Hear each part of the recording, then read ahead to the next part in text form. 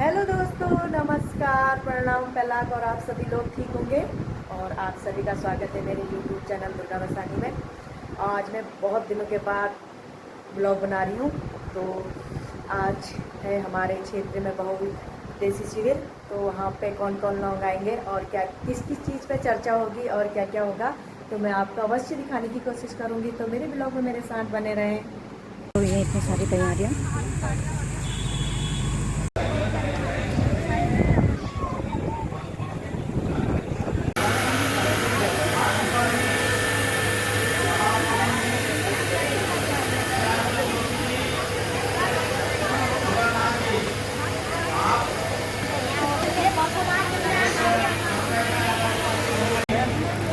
यहाँ पे।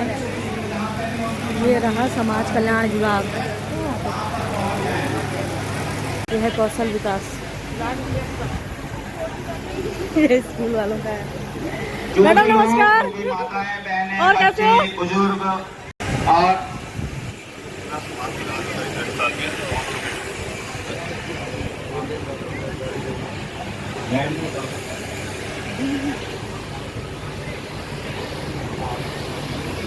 तराई पूर्वी वन विभाग।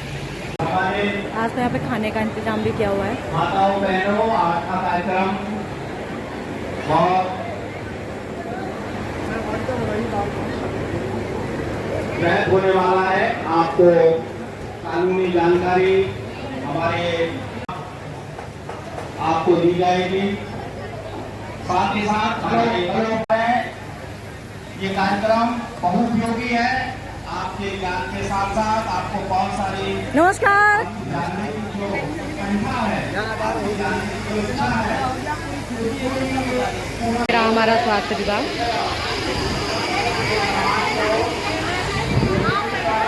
कैसा लग रहा है आपको आके? बहुत अच्छा लग रहा है। संडे के दिन दीदी, संडे के दिन आके बहुत अच्छा लग रहा। संडे के दिन आके बहुत अच्छा लग रहा है यहाँ।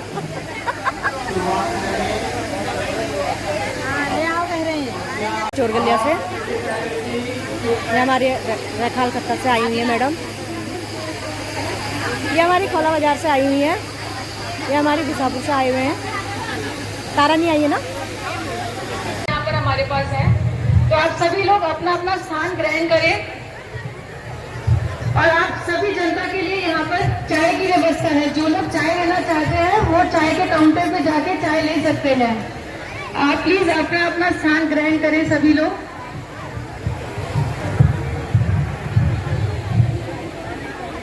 यहाँ की जनता को कुछ हॉर्टिकल्चर के बारे में, बागवानी के बारे में थोड़ा सा यहाँ पे जानकारी दें। मैडम, धन्यवाद मैम। आज के इस कार्यक्रम में हमारे बीच उपस्थित सभी लोगों का मैं हार्दिक स्वागत अभिनंदन करती हूँ। मैं दीप्ति बेस्ट उद्यान विभाग से हूँ। हमारा जो यहाँ पे कार्यालय है आपके चोरगलिया लाफिंग मंडी में स्थित है। हमारी जो मेन योजनाएं हैं उन सभी से मैं आप लोग को अवगत कराना चाहूँगी। अभी जो हमारी जो मेन योजना अभी चल रही है वो नाबार्ड वित्त पोषित पॉली हाउस की योजना है, जिसके अंदर आप संरक्षित खेती कर सकते हैं। इसमें सरकार द्वारा आप लोग को 80% राशि सहायता दी जा रही है।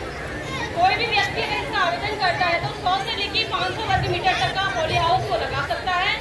और इसमें पहली बार हम जो भी फसल लगाएंगे, चाहे आप फूलों की खेती करें या सब्जी की खेती करेंगे, तो जो भी आप फसल लगाएंगे उसके रेट के अकॉर्डिंग उसमें भी आपको 80% राशि सहायता यहाँ पे सरकार द्वारा दी जाएगी। और ये जो है हमारी पॉली हाउस की जो योजना चल रही है, ये है क्लस्टर वाला। क्लस्टर यहाँ पे हमने कुंवरपुर जो आपका न्याय पंचायत है, इसको इसमें हमने क्लस्टर बनाया गया है। गौलाबाद के सारे ही गांव हमने इसमें सम्मिलित किए गए हैं। तो कोई भी मैं आप लोगों से पुनः आवेदन अनुरोध करूंगी। बहुत पहले से ये योजना चल रही है हमारी, काफी लोगों के आवेदन इसमें आए भी हुए हैं। आज मैं पुनः इस मंच से यहाँ पे आप लोगों से अनुरोध करूंगी कि ज्यादा से ज्यादा आप लोग इस योजना का लाभ उठाएं। ये योजना अभी संचालित है, हमारी पॉली हाउस की प्रोसेस में है, बन रहे पॉली हाउसेस। और इसके अलावा हमारे वहाँ से मेनली उद्यानों की स्थापना की जाती है। जैसे फल पौधे आप लगाना चाहें अपनी जमीन पे, आम है, अमरूद है, लीची का अगर बाग अगर लगाना चाहते हैं तो हमारे वहाँ से निःशुल्क बगीचे आप लोग को दिए जाते हैं। आप लोग को खाली एप्लीकेशन देनी पड़ती है हमारे केंद्र पर आकर। जो भी वैरायटी के आम है, जैसे आम आपका लगड़ा है, चौसा है, दशहरी है, 3 वैरायटी में मिल जाती है। अमरूद में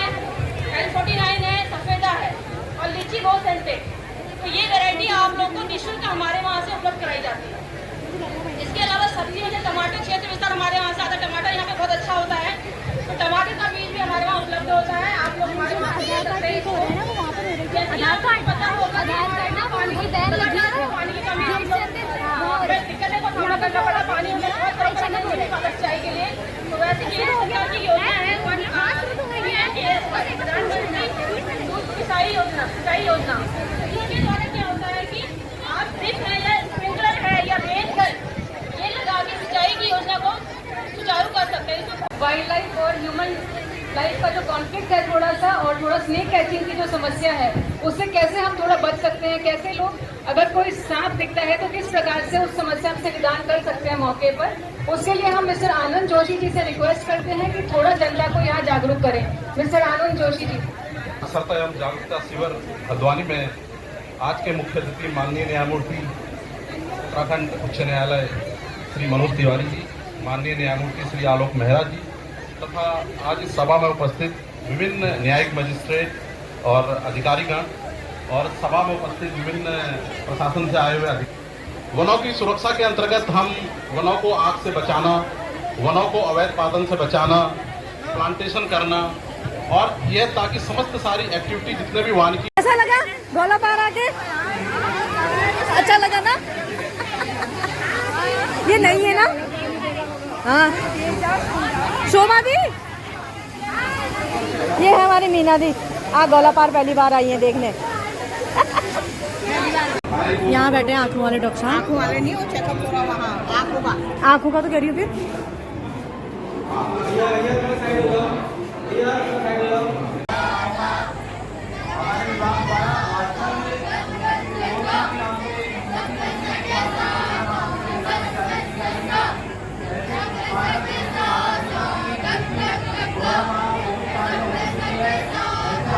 हमारे शिवम सर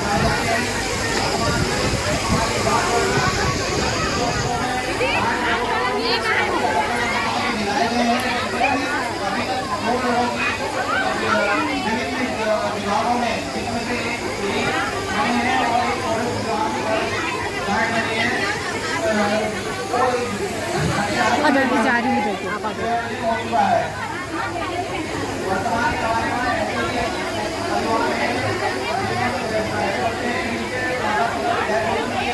जा रहे हैं पेड़। देखिए लीची के, आम के, सैतूत के, सभी चीज के। वाटर रिलीज एक्सटिंग्विशर क्योंकि उसमें पानी होता है वो कूलिंग मेथड पर काम करता है, लेकिन बाकी जितने एक्सटिंग्विशर हैं ये स्मोकिंग मेथड पर काम करते हैं, आग का दम हो देते हैं। नमस्कार, कैसे हो? ठीक हो? बस बेटा दीजिए, ताली बजा दीजिए एक बार, बहुत शुक्रिया है। घुमाइए, थोड़ी ताकत रही, थोड़ा सा नीचे, बेस नीचे, बस बांध दीजिए। इजी था बेटा, आपको डर तो नहीं लगा? ये देखिए इसमें से पाउडर जैसा निकलना दिख रहे हैं आप, इसको कहते हैं ड्राई आइस। फ्रिज में जो एक्स्ट्रा आइस होती है उसे ड्राई आइस कहते हैं, उसी रूप में ये निकलता है और थोड़ी देर में ये भी हवा में घुलनशील हो जाता है, आपके इलेक्ट्रॉनिक कंपोनेंट बच जाते हैं। Thank you. बच्ची के लिए तालियां बजा दीजिए एक बार और, शाबाश कीजिए।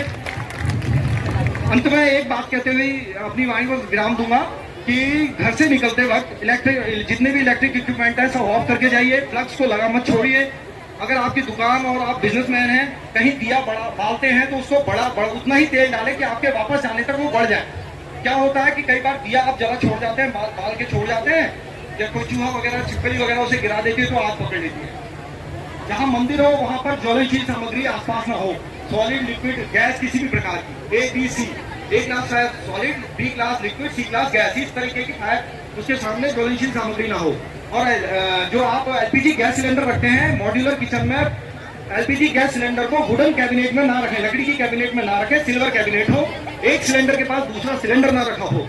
सिलेंडर को लेते वक्त डेट जांच लें, उसमें एक जो उसके 3 एंगल होते हैं उसमें से एक एंगल में उसकी डेट लिखी होती है, उसका मैं आपको बता देता हूँ। In short A, B, C, D 4 quarter में एक ईयर को बांटा जाता है। A मतलब जनवरी, फरवरी, मार्च, B मतलब अप्रैल, मई, जून, C मतलब जुलाई, अगस्त, सितंबर एंड D मतलब अक्टूबर, नवंबर, दिसंबर। इनमें से अगर मान लीजिए B26 लिखा है तो अप्रैल, मई, जून 2026 तक आप सिलेंडर ले सकते हैं, उसके बाद सिलेंडर ही एक्सपायर हो जाता है। तो इन चीजों का आप ध्यान रखेंगे, आपसे आशा करता हूँ। अपनी वाणी को यही विराम देता हूँ। जय हिंद, जय उत्तराखंड, जय भारत। हमारे मध्य बहुत सारे स्टूडेंट्स हैं और जो छात्र हैं वो कैरियर के संबंधित अपनी उनकी चिंताएं अक्सर बनी रहती हैं। तो मैं हमारे मध्य हमारे परिवार के अहम सदस्य श्री अंशुल भट्ट IAS उपस्थित हैं। मैं उन्हें आमंत्रित करना चाहूँगा कि वो छात्र, और अभी हाल ही में मैं यहाँ पे एक IAS प्रोबेशनर के तौर पर आया हूँ। पिछले 3 हफ्तों से मेरा अटैचमेंट नैनीताल जिले में था, नैनीताल हेडक्वार्टर में, और अब मैं यहाँ पर आया हूँ क्योंकि यहाँ पे इतना बड़ा एक लीगल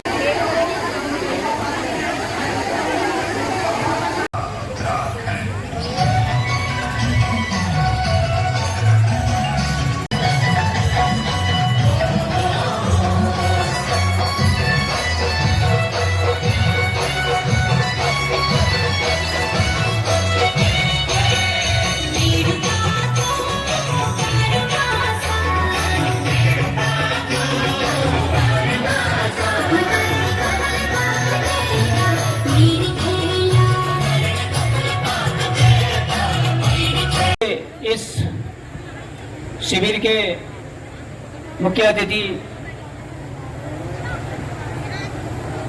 माननीय न्यायमूर्ति महोदय और यहाँ पर उपस्थित समस्त विभागों के विभागाध्यक्ष, कर्मचारीगण एवं स्वास्थ्य विभाग से जो हमारे मुखिया हैं, मुख्य चिकित्सा अधिकारी Nainital doctor SC Pant sir, अपर मुख्य चिकित्सा अधिकारी डॉक्टर रजत भट्ट सर एवं हमारी RBSK की टीम और समस्त स्वास्थ्य विभाग कर्मचारी और यहाँ पर उपस्थित विद्यालय के छात्र छात्राएं और हमारे जो यहाँ पर जनमानस है, आप सभी का मैं एक बार पुनः हार्दिक स्वागत और अभिनंदन करता हूँ।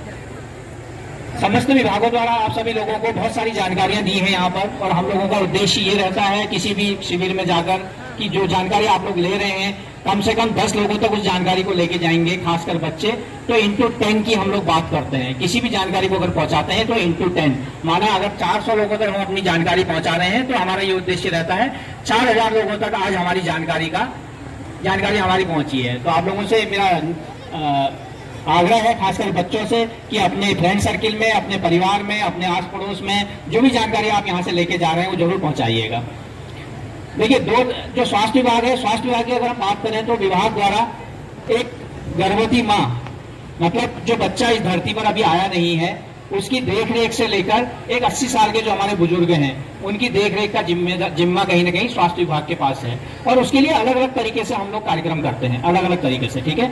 उसमें क्या होता है, सबसे पहले जो गर्भवती माँ है उसके बच्चे का, गर्भवती माँ के टीकाकरण से लेकर, तो आप लोग देखते होंगे हमारी ANM बहन जी, हमारी आशा बहन जी आपके गांव में आती होंगी और बच्चे का टीकाकरण करती हैं। तो वहां से प्रोसेस शुरू हो जाती है। फिर उसके बाद जब बच्चा जन्म लेता है तो उसके टीकाकरण हो गए।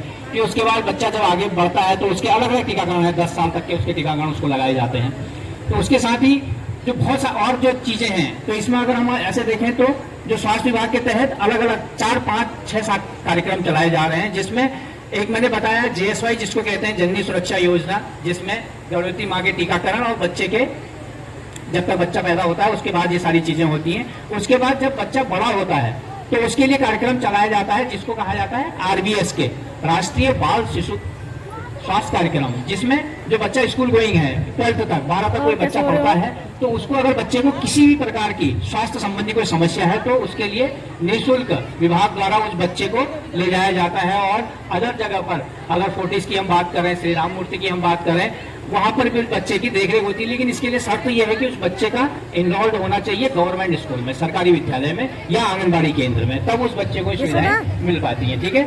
इसके बाद जब बच्चा एडोलसेंट होता है, जब बड़ी एज में जाता है, तो उसके लिए कार्यक्रम चलाया जाता है जिसको RKSK कहते हैं, राष्ट्रीय किशोर स्वास्थ्य कार्यक्रम।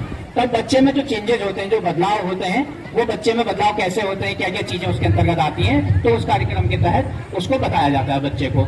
और इसी में अगर हम बात करें तो वर्तमान में बहुत ज्यादा जो गंभीर समस्या हमारे बीच में है और आप लोगों के साथ भी है, क्योंकि अगर विभाग के साथ है तो आम जनमानस भी उसके लिए कहीं ना कहीं आम जनमानस भी उसके लिए प्रभावित होता है। तो इसमें इसको NCD कहा जाता है, नॉन कम्युनिकेबल डिजीज, गैर संचारी रोग। मीन्स ऐसे रोग जो एक दूसरे में फैलते तो नहीं है, परंतु उनसे जो मौत का आंकड़ा है, जो ग्राफ है, वो अभी हम लोग यहाँ हैं नॉन कम्युनिकेबल डिजीज में। और अगर हम इसको ऐसे देखें कि लगभग 90 के दशक में भी हम लोग कम्युनिकेबल डिजीज के लिए ऐसे ही परेशान थे जैसे वर्तमान में हम लोग नॉन कम्युनिकेबल डिजीज के लिए परेशान हैं। तो कम्युनिकेबल डिजीज में क्या होता था, ऐसे रोग जो एक दूसरे में फैलते थे। आप बहुत सारे लोग उसके वहां पर आप लोगों को पता भी होगा, आप लोगों ने देखा भी होगा, आप लोगों ने सुना भी होगा कि बहुत से गांव के गांव पलायन कर जाते थे।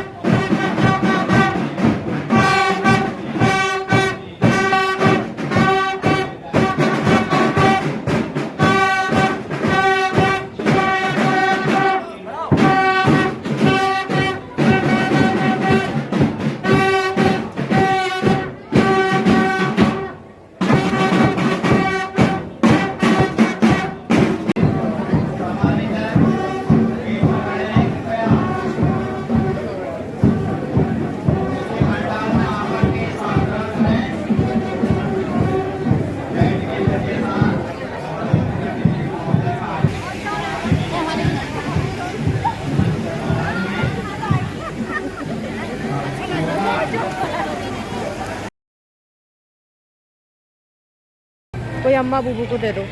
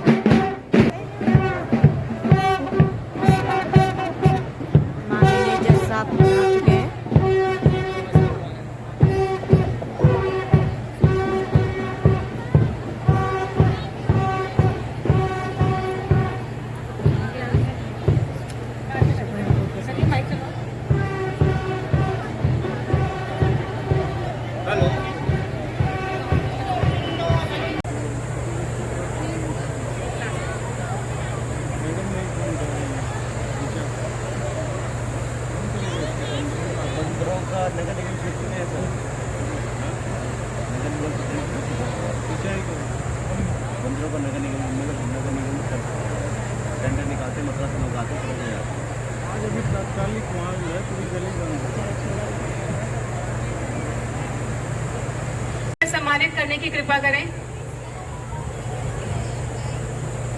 श्री जीवन मेहरा जी को बुके देके सम्मानित करने की कृपा करें।